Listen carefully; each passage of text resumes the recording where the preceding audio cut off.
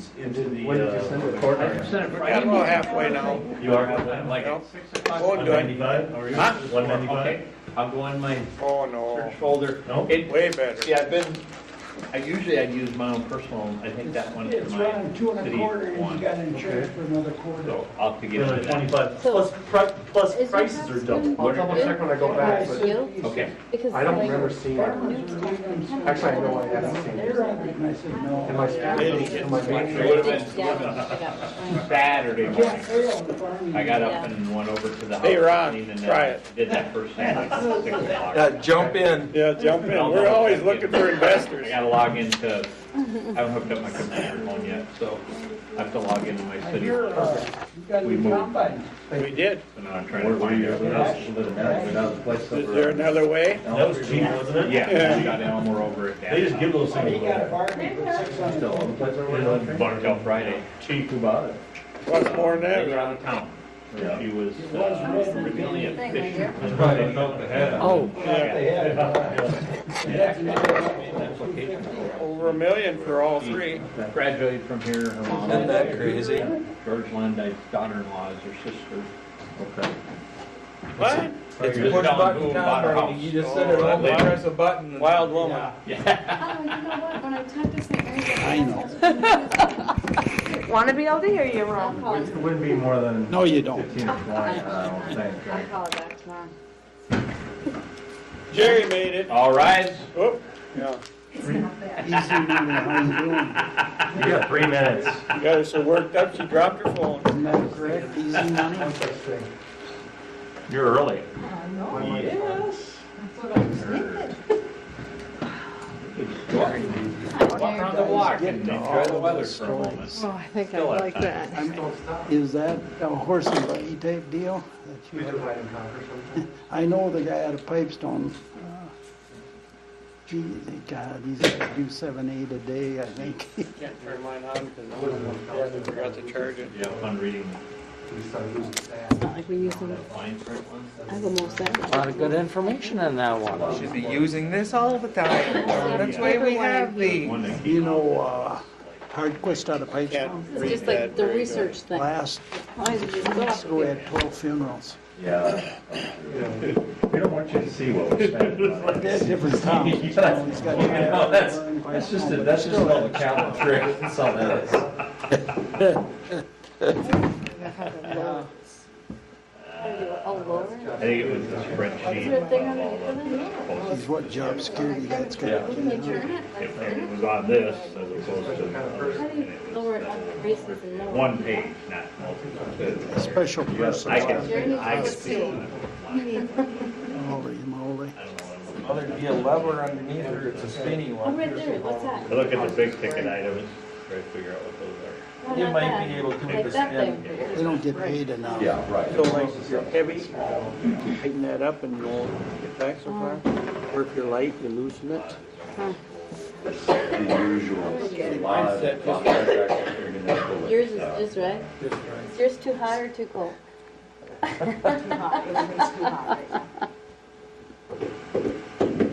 All right, y'all ready? Is it time? It's like Not quite. 30 seconds left. Did you get the next for one? tonight. Jeff, I couldn't find your place again. You must live in the rich part of it. I live in the poor section. In fact, if you follow the signs, they say poor people here this way. That's what I did, and I didn't see yours. You would have seen my name, it's at the top. Poor and unfortunate. All right, we will call to order the regular city council meeting for October 10th. We'll start with the Pledge of Allegiance. I pledge allegiance To the flag of the United States of America and to the republic for which it stands, one nation under God, indivisible, with liberty and justice for all. It's too bad that nobody wants to come pray for us anymore. Yeah, I guess we don't need it. So far, so good.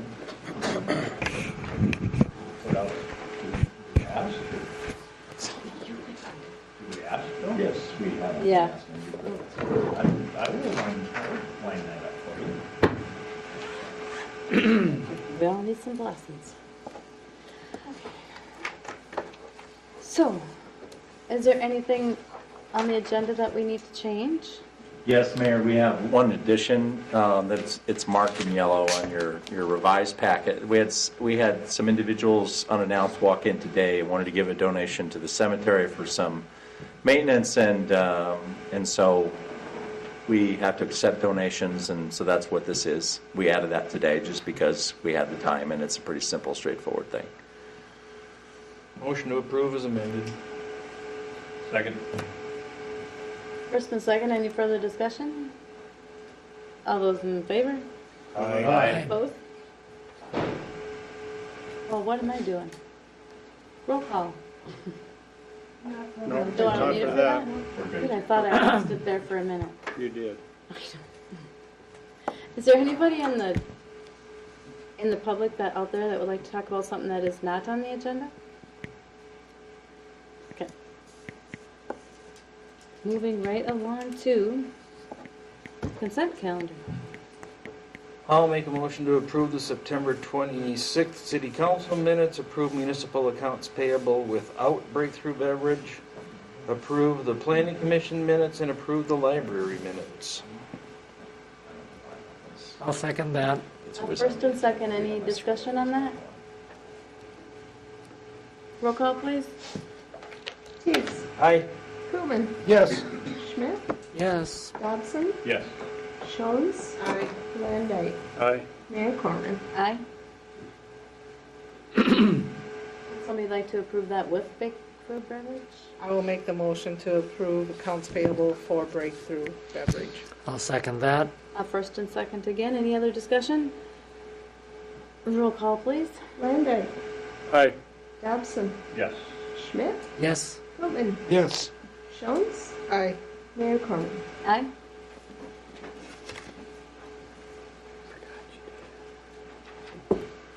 So for mayor council communication, Yeah, we do have one item on this for you all to discuss. We got an applicant finally for the EDA board, Scott Johnson, and I think the information is in the packet. I think you probably know him anyway.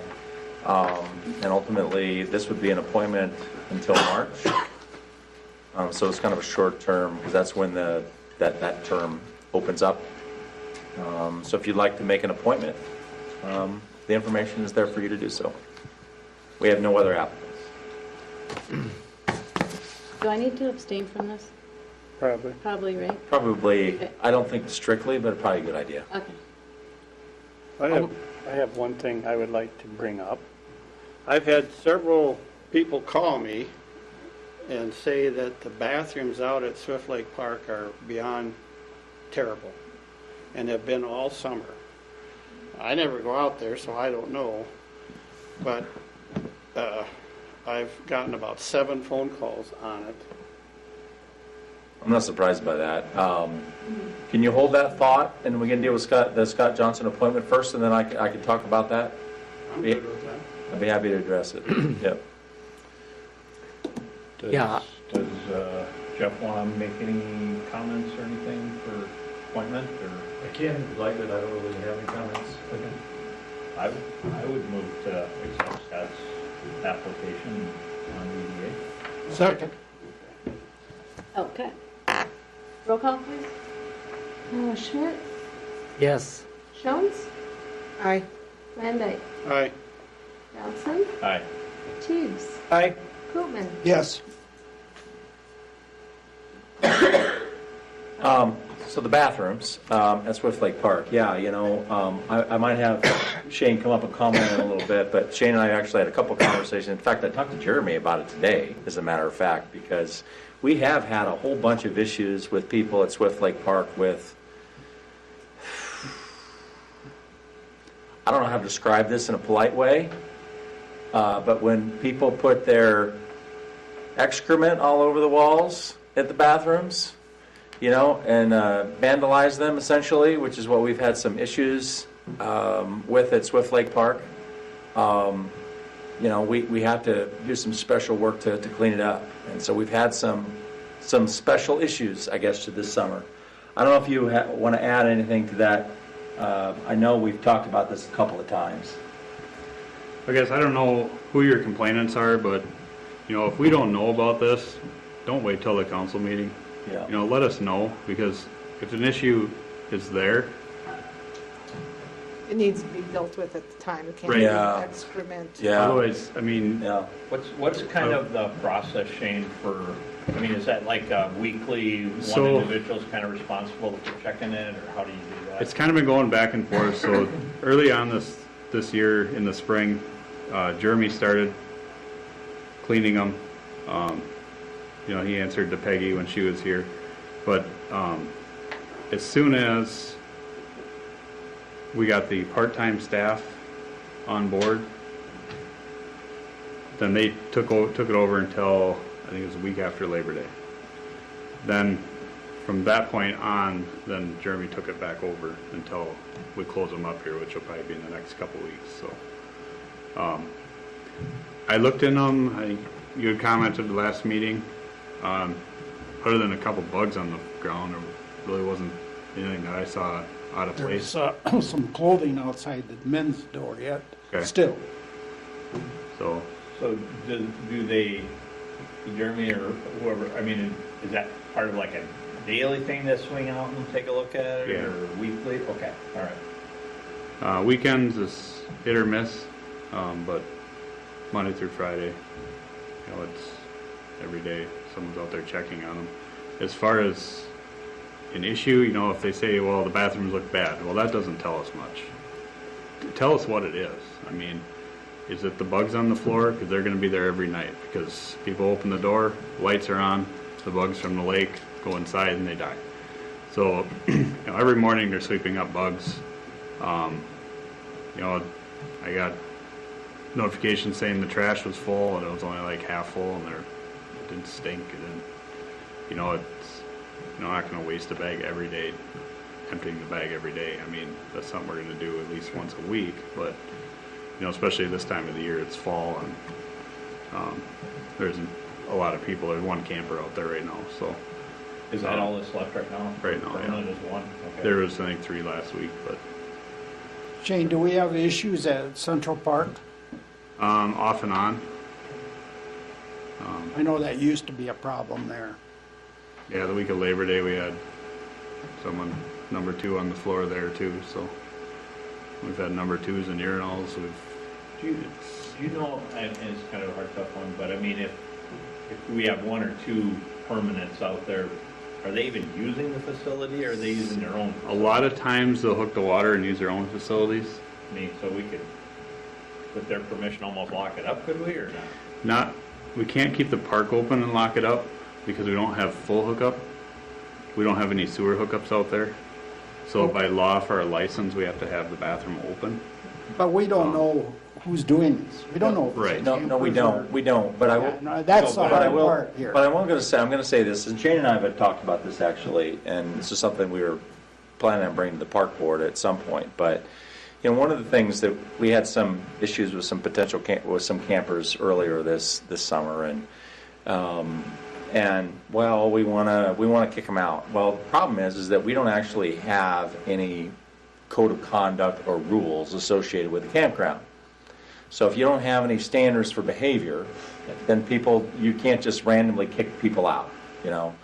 So one of the things that we've talked about doing, and actually Diane's done a little bit of research on this, and we've talked to Shane. We're not quite there yet, but we will be by the time next year, you know, rolls around for the campground, is to have some rules, and it's the kind of thing that you could put out there too, as well, so people know kind of what the standards of behavior are. And then, if someone is violating them and we catch them, or we have some proof that they're doing it, then we can deal with it. But it's just some. It seems like this summer. I mean, it's a 3rd summer in a row that I've been here, and it seems like this summer's been a little worse. And I don't know why that is exactly. Maybe these things go in cycles. I don't know, or if there's something about this year. I'd say there's something that's in the water, but you know, it's our water, so maybe then that would be like looking in the mirror. But I think starting kind of with what, you know, code of conduct is, but we do check those bathrooms every day, and you know, sometimes you're going to have, you know, messes, and that's just the way that it is, and we do everything we can to clean them up as quickly as possible. Well, and I know we can't put them in the bathrooms, per Yep. se. But, you know, nowadays you can get cameras pretty reasonable, that if all of Yep. a sudden there is some issue out there, you can go back and at least watch who went in and out, Yep, yep, you know, where it would give us a little bit more to try to yep. dig our teeth into versus finding it later. I mean, the Yep. chances of catching them while they're doing it are not very No.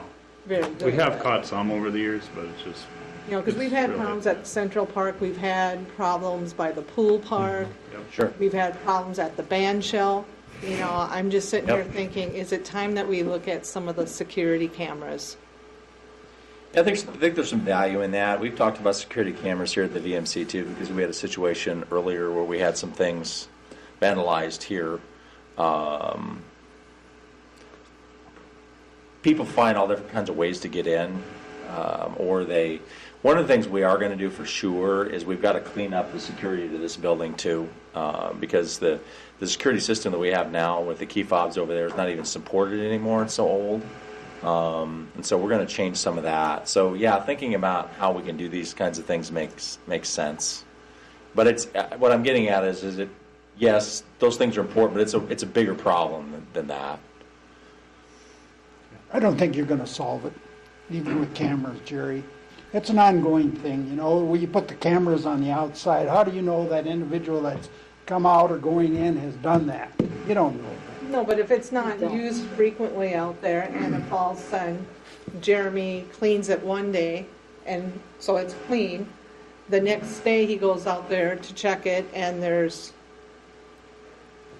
feces all over, you can go back and look to see if only one person went in and out. Yeah. You know, it's not like we're having hundreds of people. That's what I'm thinking. I mean, if it's not campers, it's far enough away from the park that, from the playground to walk all the way over. I don't know that it's just people using the playground even. We don't know, is the short answer. And I We don't think know. you're gonna. What we can do is we can clean it up when it happens. We can do everything we can to prevent it. We can create some rules around what your standards for behavior are, but you're going to have bad actors in any case. Yep. And so we're just going to do the best we can. But that's what I would say about it. We're on it. I think that's a good idea, Eric, about the standards, something for the park board to look at.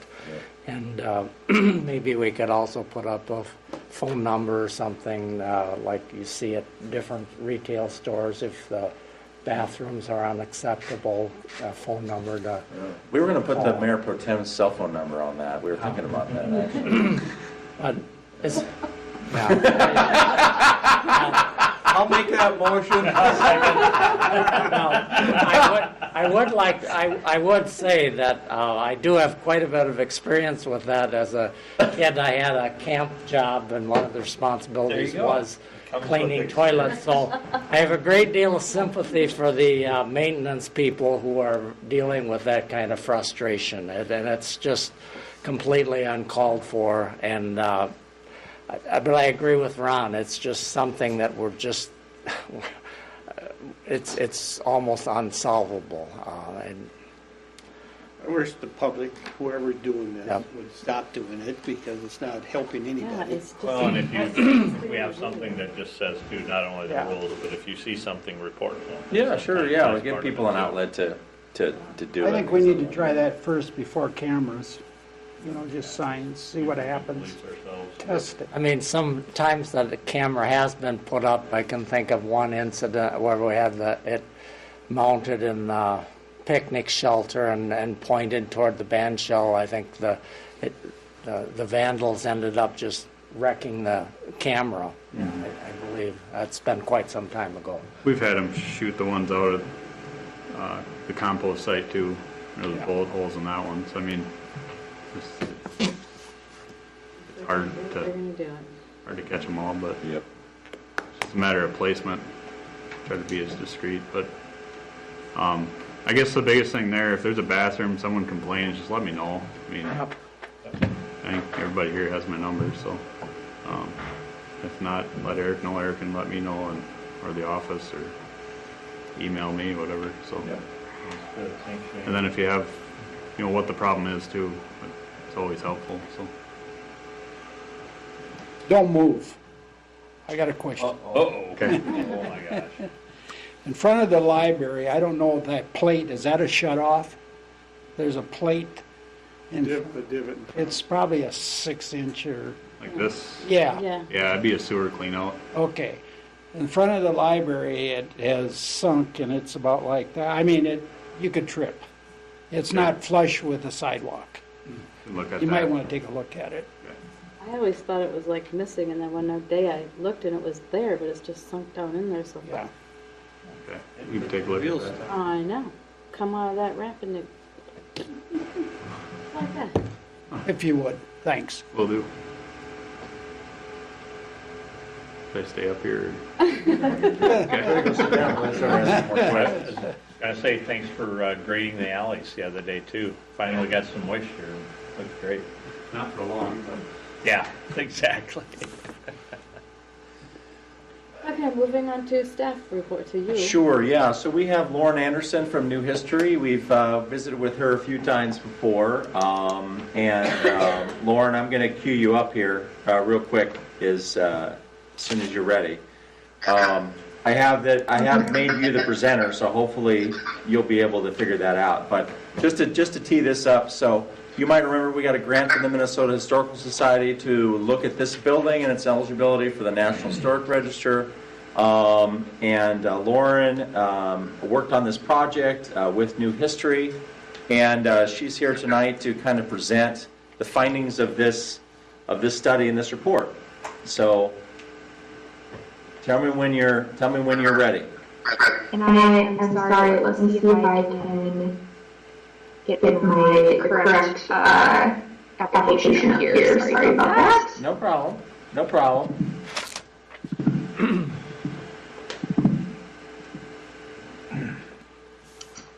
Okay, you all should see my slides now. Is that coming through? Yes. Yes, and they have a copy of everything. You sent them in the packet as well. Perfect, okay. And let me just check one more thing. And I'm going to turn you around so that you can see the council too, and then you can hear them a little better. Perfect, thank you. Sure.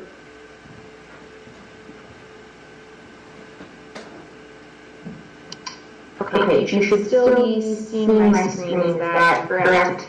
Yes. Yes, we can see your screen. Wonderful.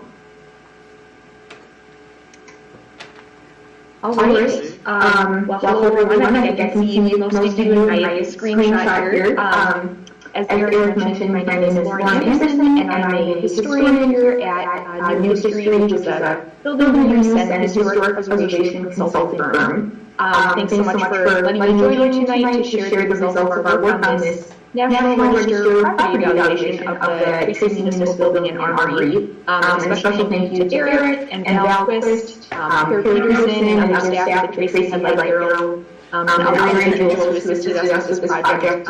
We at History have really sincerely enjoyed having the opportunity to continue working with all of you and with the city of Tracy. So my goals for our presentation tonight are to just briefly review what we were hired to do, the purpose and goals of this National Register property evaluation, to share with you all what we discovered, the findings and the outcome of that evaluation, and then to discuss some possible next steps and recommendations for you moving forward based on those findings. So just to briefly refresh all of our memories on how we got here into this particular project, as most of you probably know, we worked with you last summer and fall to complete a Phase 1 architectural history survey of your downtown to determine if there was potential for a commercial historic district down there. So you can see the area that we surveyed in yellow on the slide there. And in that survey, we identified the municipal building, where we're all sitting tonight, as a property that should be studied further for its potential to be individually eligible for the National Register.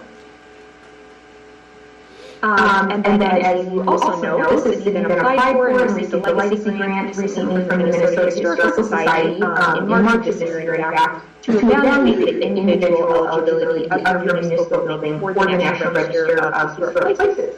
And that's what we call a National Register property evaluation. So over the past 6 months, we've been working with Eric and Val to complete that property evaluation. And actually, the final evaluation was just approved and the grant closed out at the end of last week. So we just wrapped that up. So in general, National Register property evaluations are part of a multi-step process of listing buildings on the National Register of Historic Places. That process starts with a phase 1 survey, like we did for you last summer, which identifies lists of buildings that should be studied further for their potential historical significance.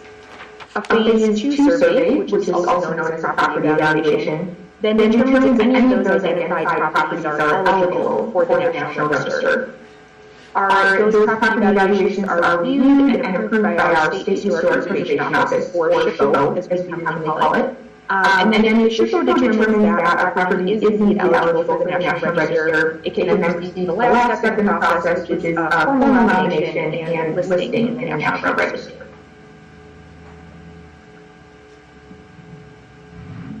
So in a nutshell, we were here to complete a National Register property evaluation of the municipal building and armory, and the goal of that evaluation was to determine whether our SHPO thinks that this property is eligible for the National Register of Historic Places. And I will skip right ahead to the punchline here and tell you the outcome of our property evaluation, which is that some great news, our SHPO has agreed that this building is eligible for listing in the National Register, which is wonderful.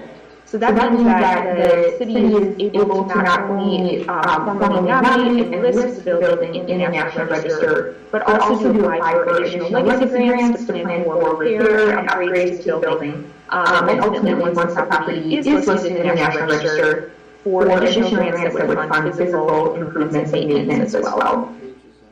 So I'd like to take just the next few minutes to share a little bit about the unique history of the municipal building and explain why that history qualifies the building for listing in a National Register. And as Eric mentioned, that full history is in the report that we provided with your packet tonight, so I'll just hit some of the highlights here over the next few minutes.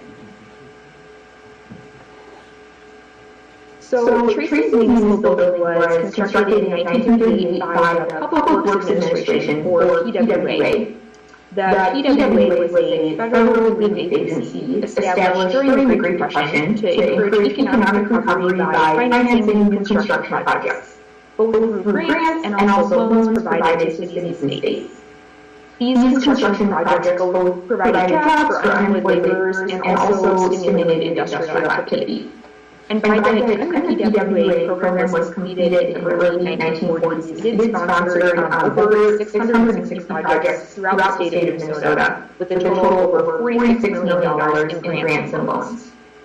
Municipal buildings were one of the most common types of new building construction financed by the PWA. And those buildings were often multifunctional, providing uses like fire departments, libraries, police stations, auditoriums, city council chambers, and offices, all into a single building. In Tracy, the PWA and other federal relief agencies financed several projects during the Great Depression. But the Tracy Municipal Building was one of the most, if not the most, substantial federal relief construction project in the city during that time. So the PWA contributed almost $30,000 to fund the construction of the building, which cost in total about $80,000. The building was designed by Philip Charles Bettger, who was a career officer in the U.S. Army, a major general in the Minnesota National Guard, and also, in his spare time, an architect. And he specialized in the design of armories in many Minnesota towns and cities. That's an important fact that I will circle back to later. So construction of the municipal building began in December of 1937 and was finished around November of 1938.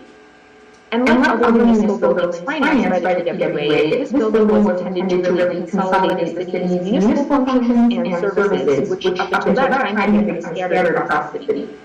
So those functions and services included the fire department, the public library, the city council chambers, and the offices of the city clerk and municipal judge. And then the building also included a significant new community gathering space in the form of a large auditorium, which as you know takes up about 2/3 of the original municipal building. So original plans for the building, and I apologize, these are a little hard to see on the slide there, but those original plans show that the southeast corner of the building's first level, which is where you're all sitting today, originally held the fire department equipment and vehicles. And actually, if I flip back to the previous slide for a moment, you can see that there's two overhead doors here at the southeast corner of the building along Morgan Street, and that provided access for the fire trucks and equipment into that first level equipment and vehicle storage space. The area where the current public services counter is located was originally the library, so just across the hallway from you. And then just north of that, where you have your staff break room and bathroom area today, was the police headquarters and jail cells. At the second level, really the whole south half of that level, where the Masonic Lodge community is right now, and some offices and storage space, that whole area was originally the city council chambers.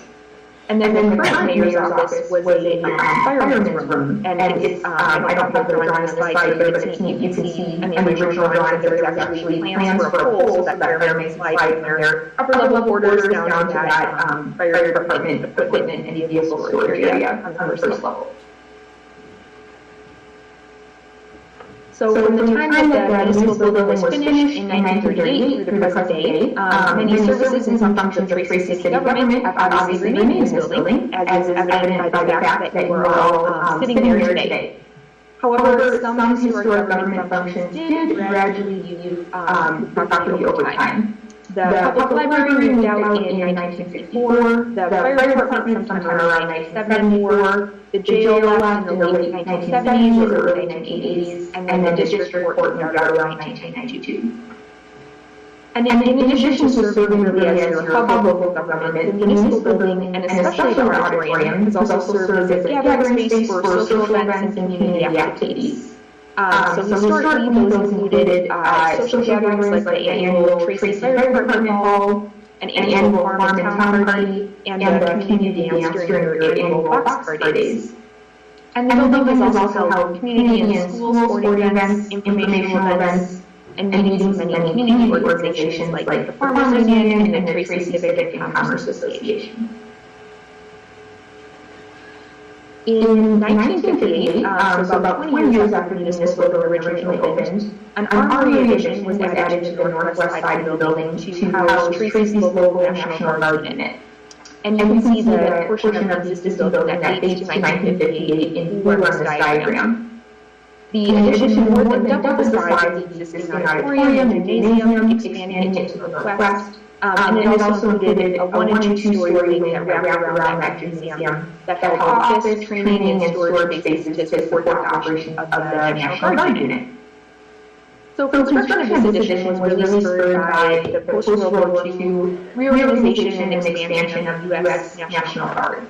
And that reorganization established additional guard units across Minnesota, including Tracy, where the city's first National Guard unit was created in 1947. And this reorganization and expansion resulted in a greater number of units and guardsmen across Minnesota and across the U.S. really, which consequently resulted in a need for more and better guard facilities. And so in 1950, the U.S. federal government offered to cover the majority of the costs for constructing new National Guard armories, rather than the states or the cities providing all the funding themselves, as was the practice up until that point. And so that really sparked the wave of armory construction across the country, including in Tracy. So in general, these new armories built in the 50s were brick, steel, and glass buildings designed in what we loosely call a modern architectural style. And they were typically based on standardized designs developed by the U.S. National Guard. In Tracy, however, since the armory wasn't a freestanding building, it was really designed to be an addition to the existing municipal building, specifically for the purpose of expanding the existing auditorium. And the idea was that this addition would not only encourage the National Guard to maintain its base in Tracy, but that expanded auditorium could also serve as a means of economic development by encouraging regional and district meetings to convene in Tracy and to use that large auditorium space. So the plans for that armory addition were drafted by the architectural firm of P.C. Svettenberg, who, if you remember from a moment ago, was not only the architect of the municipal building, but also a National Guard officer who specializes in the design of armory. So the city purchased additional land adjacent to the municipal building and took on some extra expense to make doubling that auditorium possible. Construction began in the summer of 1957 and was pretty much wrapped up by May of 1958. And once that addition was finished, the city retained ownership of the east side of the auditorium, while the guards owned the west side. And so it's interesting on the original plans, you can see that there was originally a sliding wall that divided the city owned half from the guard owned half.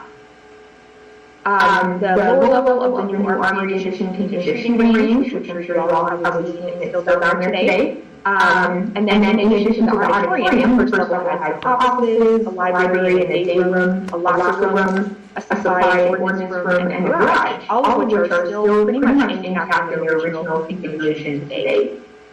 And the second level is likewise looks very similar to how it did in 1958 in terms of the location of the kitchen, and a large classroom, and also an instructor's office. So as planned, this expanded auditorium was used not only for National Guard training purposes, but also for community events and sporting activities like high school basketball games. And the Guard continued to occupy the armory until 1992, when Tracy closed its armory along with about 11 other communities across Minnesota as part of a downsizing of the National Guard. Subsequently, I'm sure you know, the city purchased the addition and reopened it as the Veterans Memorial Center, which is as it remains today. So that, in a nutshell, is really the history of the Tracy Municipal Building and armory addition. And in order for this building, or any building for that matter, to be eligible for the National Register, that building needs to have two things. The first is historical significance, and the second is historical integrity.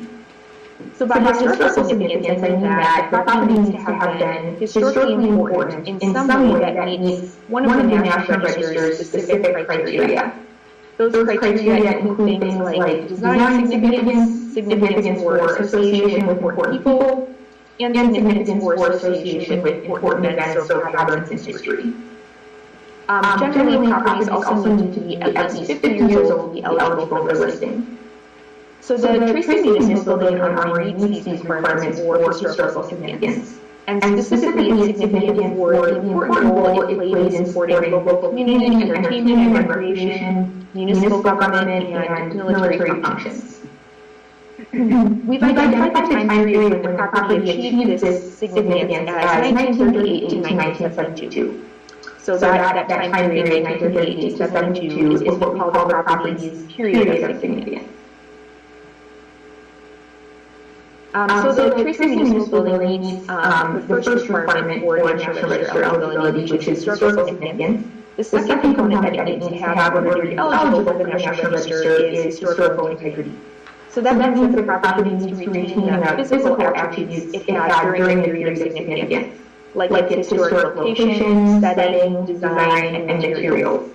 In other words, it should basically look like it did when it was historically important. Again, the municipal building and armory meets these requirements and does retain historical integrity. So as you can see from the photos on these next few slides here, in general, the building looks pretty similar to how it did during the period of significance. You can see there's been some slight changes to the exterior, mainly infilling some window and door openings, and adding ramp to the municipal building entrance, but generally the property looks pretty similar to how it did historically. And then at the interior, you can see there's many historic materials and features that remain, including things like terrazzo floors, stone wainscot, glazed tile, and plaster, as well as some of the perhaps less beautiful but equally historic adhered tile ceilings and asphalt tile floors, like you can see in the photo in the bottom right there. There's been a few walls and partitions added over time, and drop ceilings, things like that. But in general, the layout and the appearance of the interior remains very similar to how it did when the addition was finished in 1958. And it was really a treat for me to come and walk through this building back in the 80s, because there's just a lot of new features that have been preserved throughout. whether that's the built-in kitchen cabinets in the kitchens or the vault doors and the original vaults. There's some original chalkboards and then that oval metal gate and ticket booth window at the entrance to the 1958 edition. So that was really fun to see. And so, in conclusion, the municipal building needs both requirements for listing on the National Register, and that's why our article has read that it is indeed eligible. And so that leads me to some next steps you might want to consider as you think about the city's long-term goals for this property. Since the SHPO has agreed that this property is likely eligible for the National Register, you can proceed, if you'd like, with the National Register nomination to formally nominate and list the property in the National Register. So National Register listing is really primarily an honorary designation that's intended to formally recognize the property's historic importance to the community. That nomination process takes about typically between 12 and 16 months. Nominations are submitted to our SHPO first, and then they go to our Minnesota State Review Board, and then they go all the way up to the federal level to the National Park Service, who makes the final decision on listing. And as I mentioned previously, this eligibility recommendation from our SHPO also means that you can apply for additional legacy grants or a conditions assessment. So conditions assessments document the property's current condition and provide recommendations for treatment and repairs. And if you'd like to consider eventually funding repairs and improvements to the building with legacy grant dollars, a conditions assessment will really be the required next step in that process.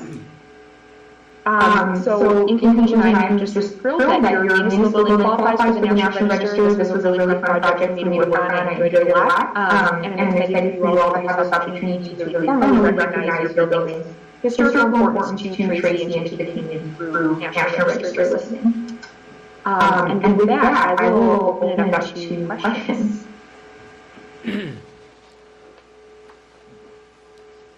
Lauren, if we proceed to attempt to get the National Register designation, and we applied for funds to renovate the building, would we be required then to try and bring the building's exterior back as much as possible to the way it looked? So in other words, would we be required to open up those windows that have been closed off? Yeah, that's a great question. And so really, first and foremost, National Register listing is an honorary designation, not primarily a regulatory one. So it's really just intended to recognize the historical significance, formally recognize the significance of the building. The city, if the building were listed on the National Register, the city can continue to own and maintain and operate it and make repairs as needed. Where you have some kind of oversight come in is if you apply for state and federal funds, which would include legacy grants. So if you do apply for additional grants to make improvements to the property, and there's certain types of improvements that are covered by the legacy grant program. Not everything is covered. It tends to be things like maybe pointing to masonry at the exterior or making ADA upgrades or HVAC upgrades, those kind of things. And if you did apply for grant funding for those improvements, then our SHPO and the grant process would get some input into the design and the methods of those repairs to make sure that you are maintaining the building's historical integrity. Does that answer your question? Yes, I think so. So if I understand correctly, if we did apply for a legacy grant for renovations, it probably would be suggested to us to replace, uncover the windows, so to speak. Is that correct? I think it would depend, or it would depend on the scope of work that you would try to fund with those grants. So if you were using grants just to repair the masonry, our SHPO wouldn't ask you to make changes to the windows. If we're using grant money to install windows, then we probably need to have a discussion with our SHPO about is it more appropriate to reopen the historic window openings and fill the entire opening. But both the National Guard side and the City Hall side are eligible for legacy grant funding then, is that correct? Yes, that's correct.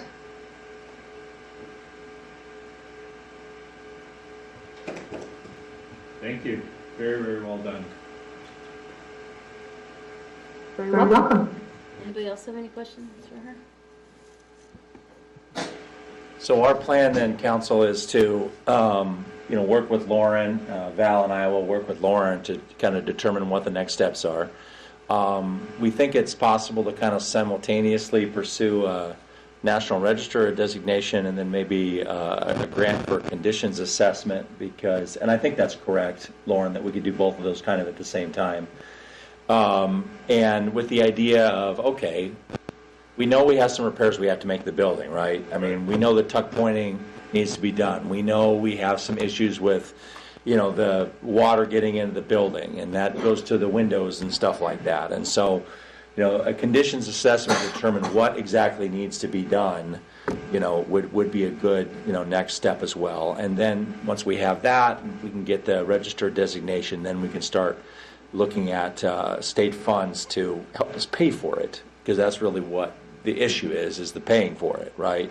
I mean, that's why it's great to have the designation. I mean, that's a nice feather in our cap, but a lot of this is about, trying to tap into those kinds of funds for these things.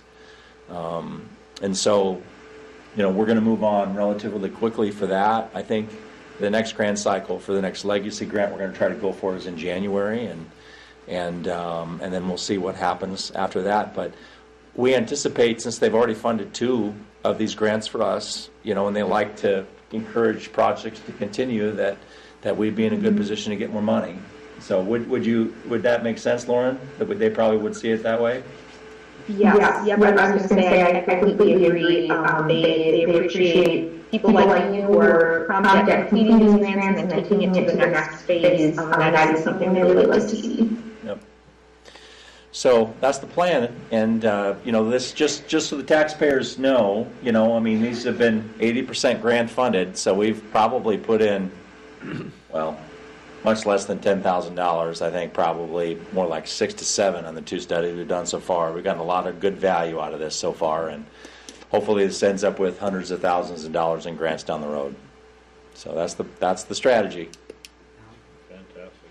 A lot of upside potential for this. Yep. Thank you. So Thank you. thank you, Lauren. You're welcome. Great to be with you all tonight.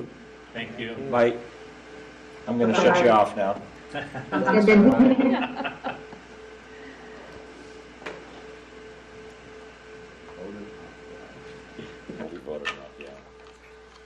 I got a question. Maybe Seth would know this, but she'd mentioned the fire trucks were in this side here. Yep. When they moved out, didn't the ambulance come in here? Yeah. Yes. Mm-hmm. That's what I thought. I hate to say I remember those days. I'm old enough to sit on the old fire truck in this building. I think we did a field trip for kindergarten or first grade or something. We got to ring the bell on the old fire truck. That's nice. The pole that she's talking about that's upstairs, if you go up into Diane's office in the corner, most of the the... pole. Are you using that Now. So that most of the floor up there is concrete, but you can tell when you walk to another place, there's like a wood spot where the pole used to be. So yeah, we kind of figured that should be like an initiation for city council. We swear you in, you come down the pole. For the historical significance alone, we need that back.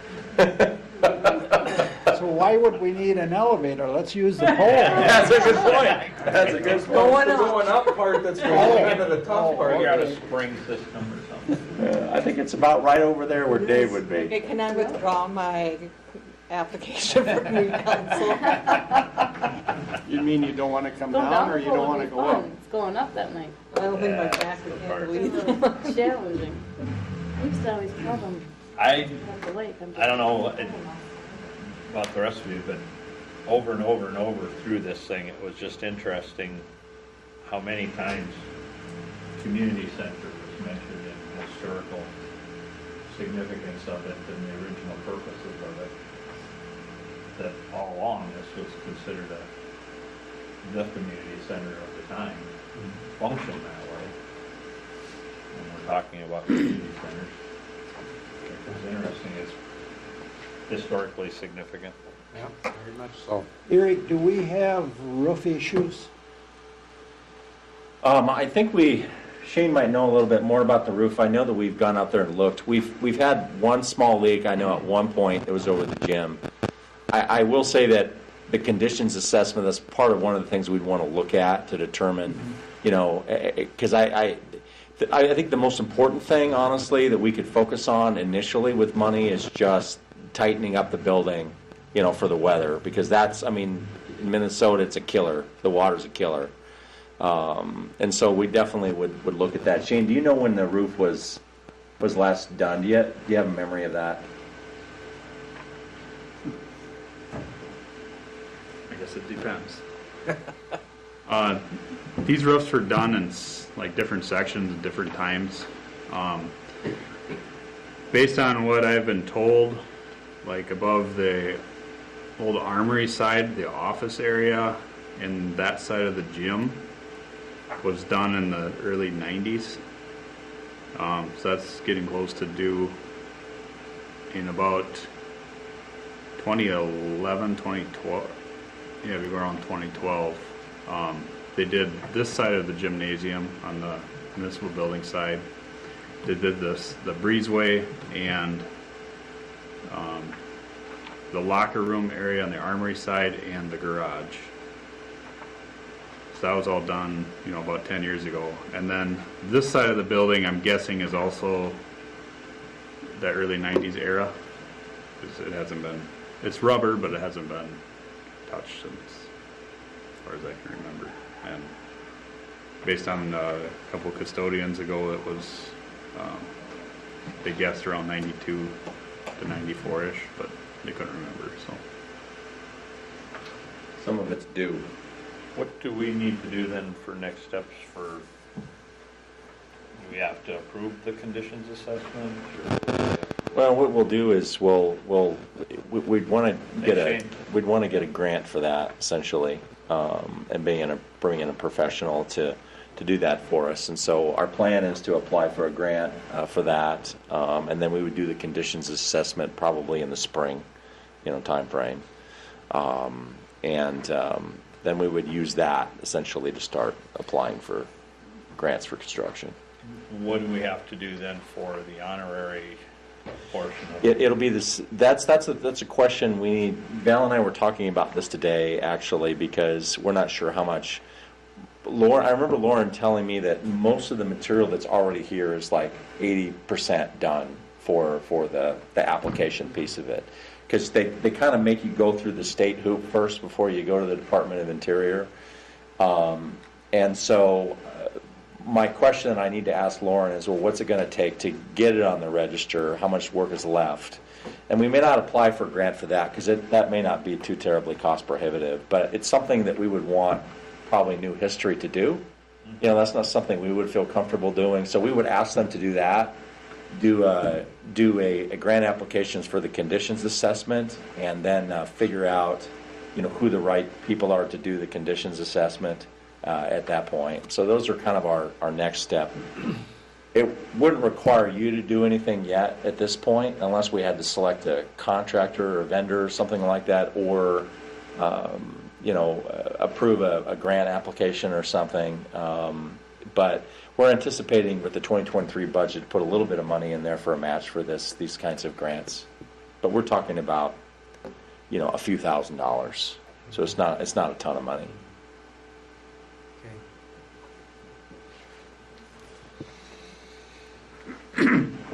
Anything else you need to add for your own thing?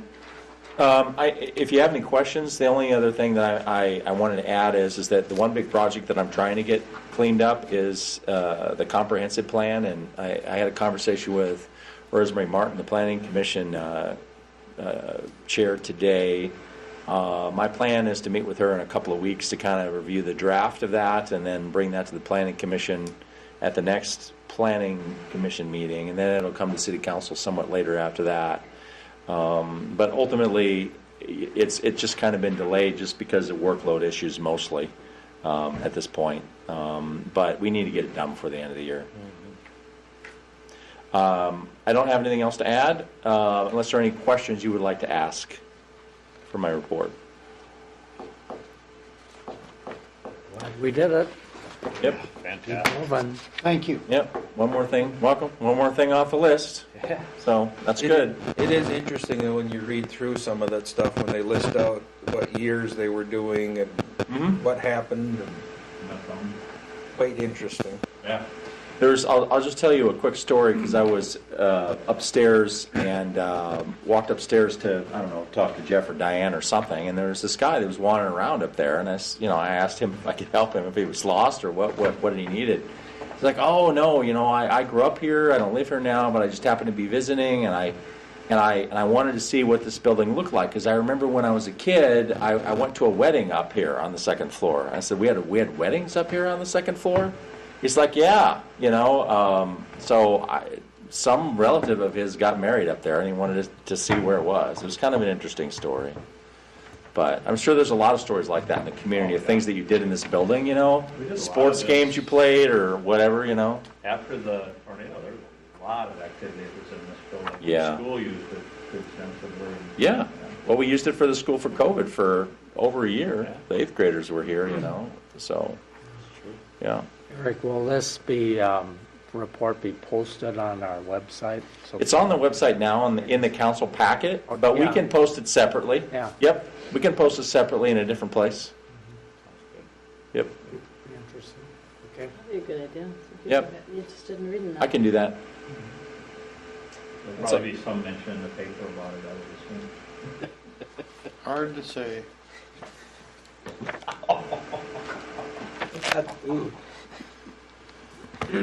She did thank you for all your help, though, that's for sure. It'll probably appear in the Tribune. Seth should take some credit for that picture of the excavator that he took. Back in 33. Yeah, absolutely. I remember it too. All right. All right, shall we move on to new? Sure, the first item on the new business is, this is something that came out of the work group meeting last week. There was a desire to kind of designate the space just behind us here in the Masonic lot as a location, as the preferred location for a potential community center. And it says that's the site that we prefer, and we want to connect it to the building, but it's not too specific about how we do that or how it's situated or what it looks like. It's just kind of a general resolution of support is what it is. That's what you have in front of you, council.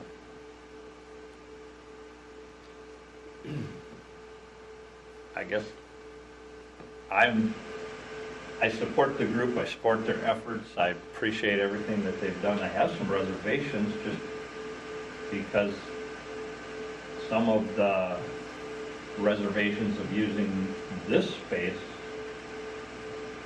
was that the parking and events that took place here would detract from their ability to use it as a community center or a senior center, and now it seems like that would actually make that even worse because you'd be taking even more parking away, and we'd still be in the same position where I guess I'm not understanding how those were issues before for not having this location to be, kind of plan A was to renovate this building, plan B is to look for a whole different location.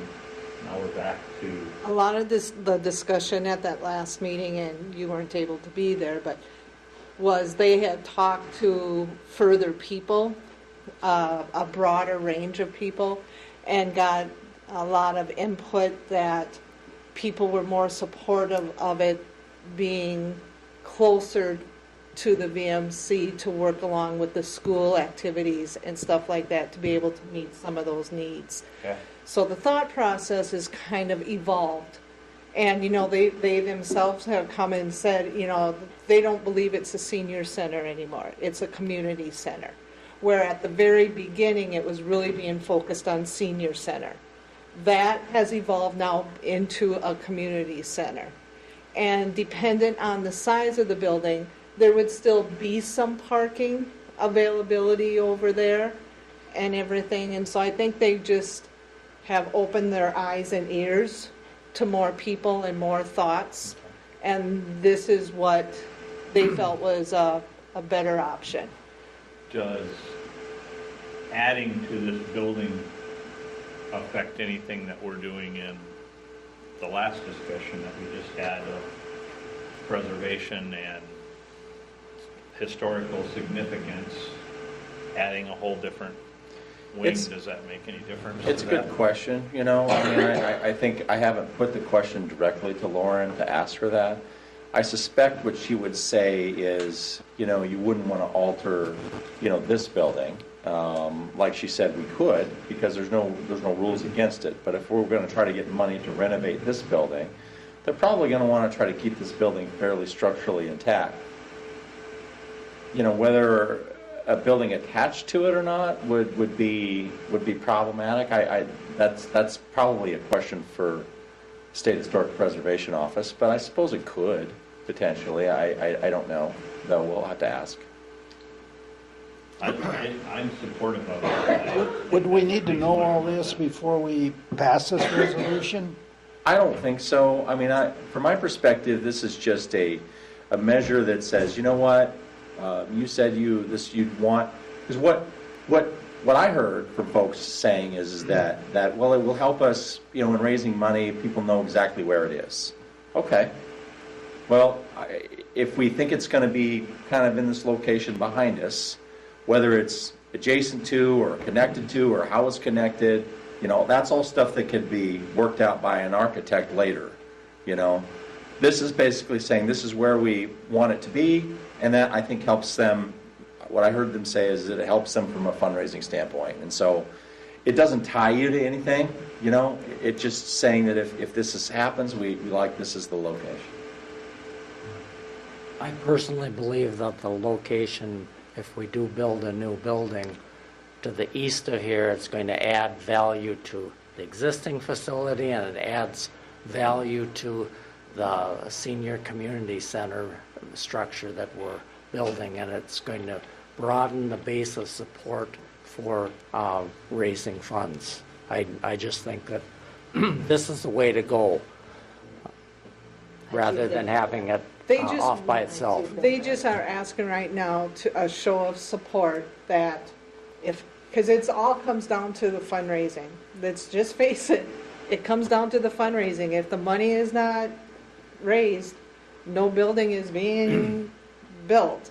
They wanted to know that we as a council would support them building a new building here. That's what they're going to propose to the public for them to get donations and everything. And that nothing is written in stone until all that money is raised. And so we are not committing that the building will be built and attached. That comes down to the money. And the architect. Has that changed the amount that they feel that they would need to raise? Right now, they are saying they still want to raise the full amount. They want the larger building. Which is how And much? that, again, is $850,000. Have to raise another 700, basically. And that, again, is right now, that's what they're saying their goal is, and they're going to try to raise that. It's like anything. Goals can be adjusted if they don't get the money. Hard decisions have to be made. Right now, they're just asking a show of support from the council to let them move forward with what they feel is feasible at this point in time. Am I speaking wrong for you guys that were there? No, I think that's a. You're saying exactly what was said. Great place. I just think they need to make a decision, Jerry, like you're saying here. I agree, but I think this is how this is what came out of the meeting, and when you're not at the meeting, you know, you don't have the input at the meeting, and so I hate to, we were at that meeting for over an hour again. I don't want to rehash it here for a resolution of support.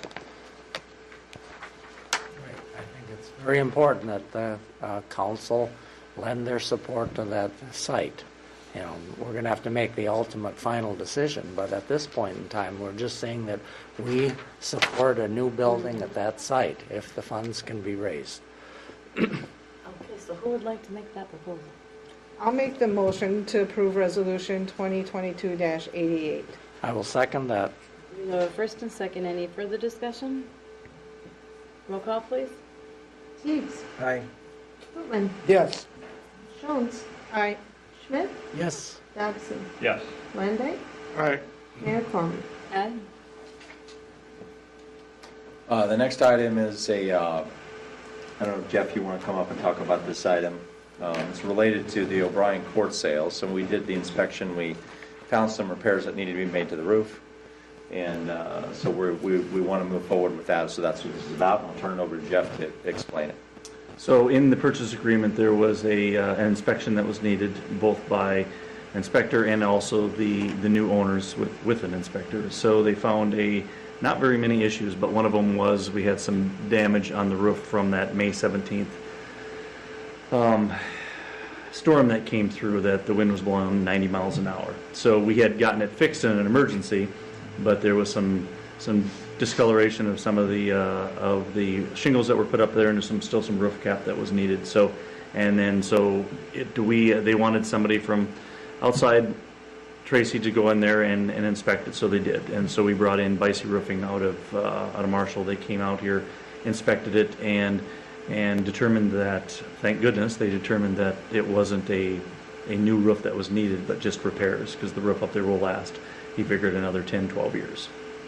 And the new owner was okay with that. So, but it's our responsibility for the repair. So what we just don't want to do, we don't want to slow on anything up right now. We'd like to, you know, it's $5,700 or in a few cents. So we just want to keep moving and give them the permission to go up there and fix it. Is any of this reclaimed through insurance because of that storm? No. No, the deductibles are too high. Oh, yeah. Okay. So ultimately, normally, if it's over $5,000, we're required to have two quotes. But in this case, just to get it done quickly, and we think this is a reasonable amount, this is basically an approval for us to just get the one quote and move forward to do the work with Bicey Roofing. So it's going to take them a month to get out here anyway. And by that time, it's November, and we're supposed to be closing by December 1st, so we need to get this done. We just got to keep things moving. I make the motion to approve resolution 2022-89 for the sole source exemption for the roof on O'Brien Court. I'll second. A first and second. Any further discussion? Yeah, Jeff, do we have any other repairs that during your inspection that they said we had to fix on Yep. that building? There's actually only one thing right now, and it's a small safety item. And I'll just tell you, it's the doors on the rooms are not, they have to be automatically closed for any apartment of that size, whether it's congregate care or anything like that hooked to the hospital. The doors have to be automatic, so they're being worked on right now. Right now, that's it. Because the inspection time is over, we passed that. So we have somebody working on that project right now. So each apartment has to have an automatic closing door? Well, just a door where if you open it up, it'll close automatically. It's not pushing a button or anything like that with electrical or anything. It just has to be able to, once you let it go, spring-loaded, yes. Okay. So what's that going to cost us? I don't know. We're having that looked at right now. But that was it out of the two things, so. Okay, any further discussion? Roll call, please. Jones. Aye. Landine. Aye. Bootman. Yes. Teigs. Aye. Dobson. Yes. Schmidt. Yes. Mayor Corman. Aye. Thank you. The next item is the pay app for RNG for Phase 3A2, and Shane can come up and talk about that.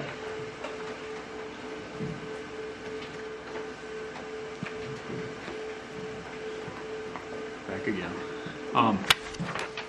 This should be the last pay app for the year. For what I can see, I don't think they had anything in this last round. This kind of includes all the signage that they did. There was, say, one block, half a block one side of one block of sod that was done. We had that late sidewalk install, and then just some soil corrections. That's about all that's included, and it's pretty small pay app. That should finish them out until they get going next year. Anybody have any questions on this one? I'll make the motion to approve resolution 2022-90, the pay app for 3A-2, number 13. Second. First and second. Any further discussion? The sod, I know by Seth's house, it looks pretty burnt. I mean, is that gonna come back, or what do we do with that? That's done a contract. Yeah, that was the previous Oh, project. It's out of warranty, wasn't covered. Do we have any others on the new project? Yeah, we have a list of some of the corrections, but being there's a stop work right now, they're probably not going to do any corrections until spring. I noticed that they do a good job of watering it, though. You Yeah. see that truck every day.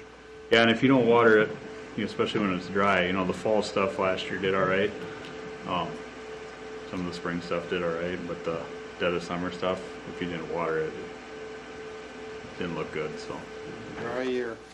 yeah, most of the grass is brown in town, but new and old. But that sod doesn't root real well without getting watered frequently on its new. So, Okay, anybody else? Nope. Roll call, please. Schmidt, Yes. Jones, Aye. Dobson, Aye. Teigs, Aye. Bootman, Yes, Van Dyke, Aye. Mayor Corman. Aye.